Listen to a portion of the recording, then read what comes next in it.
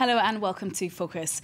It's been 2 weeks since US President Barack Obama and his Democrats took a beating in the midterm elections. This week, his government returned to work for a final push before the new Republican majority House of Representatives moves in this January. So, will Obama be able to rally during this so-called lame duck end-of-year session and use his last chance to wield the Democrat majority? Battles over tax cuts and government spending loom large. And as our correspondent in Washington found out, American homosexuals in the military will also be hoping to lobby the government in these last weeks. Present arms. A wreath of flowers for the first openly gay soldier. Sergeant Matlovich was a Vietnam War hero, but in Obama's America, a soldier can still be discharged for disclosing his sexual orientation, thanks to the controversial Don't Ask, Don't Tell law. A law these activists want to remind the president he promised to repeal. I believe the message America sent you was remember the people that voted for you. Remember the people that worked for your election. This interest group and many others knows that the coming weeks will be crucial for their cause. Soon the president will have his hands tied when a newly elected Republican majority takes over Congress in January. So they're headed to the Senate office building to meet with the most influential senator, Harry Reid. Lieutenant Choi, who was discharged for coming out, wants the lawmaker to take care of Don't Ask, Don't Tell while there's still time. The lame duck session is the period of time where he has the opportunity to do all the things that he didn't do during the 2 years we could have done it. When you have a lot of issues in a very short amount of time, it's not the best time to legislate. James Carafano is with the very conservative Heritage Foundation. He thinks most bills will have to wait until the Congress approves a budget. You know, for example, they're going to have to pass a legislation, one bill that funds the entire government. That's incredibly complicated and a lot of work. You would think that that would be and should be a priority and the thing that they would want to spend a lot of their time on. In what may be a bad sign for these activists, Harry Reid has refused to see them. Instead, one of his assistants emerges to negotiate, sending the group home crestfallen. You know, it would take a big man, it would take a hero to come out and meet with us. I'm looking for a hero, and I didn't find one today. With only a few weeks left to pass mounds of legislation, this group is one of many likely to be met with disappointment. Well, Stephen Ekovich, Professor of Political Sciences at the American University of Paris, joins me here in the studio. Welcome back to France 24, Professor. What can Obama really get done in this short period of time? It's difficult to know. We don't know if the president is going to try to push as much legislation as possible in this lame duck session. A lame duck session, let's not forget, is a time between the election and when the new elected leaders take their seats.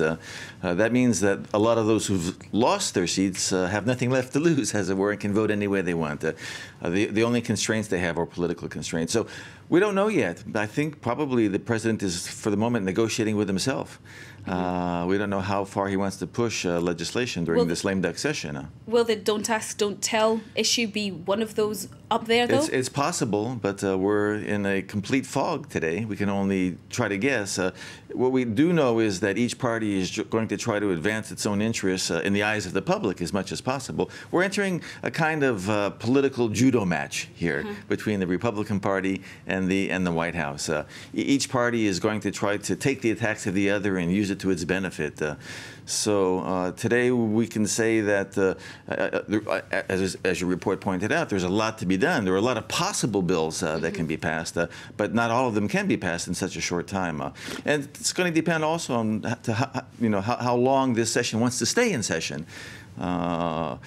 If it wants to legislate a lot, it's probably going to be blocked anyhow by the minority in the Senate. And by a very activist and very vocal minority now, Republican minority in the House of Representatives, until the new elected members take their seats in the beginning of January. On first look, you would assume that this is just an opportunity for the Democrats to rush as many things through as possible, but there could be risks more long-term risks for Exactly. Obama to do that. What are they? The political risk is that, once again, the Democratic Party is seen as disconnected from the majority of Americans. They could do that, technically. They could try to pass as much legislation as rapidly as they want. But, once again, the real limit here is a political limit. The real sanction is a political sanction.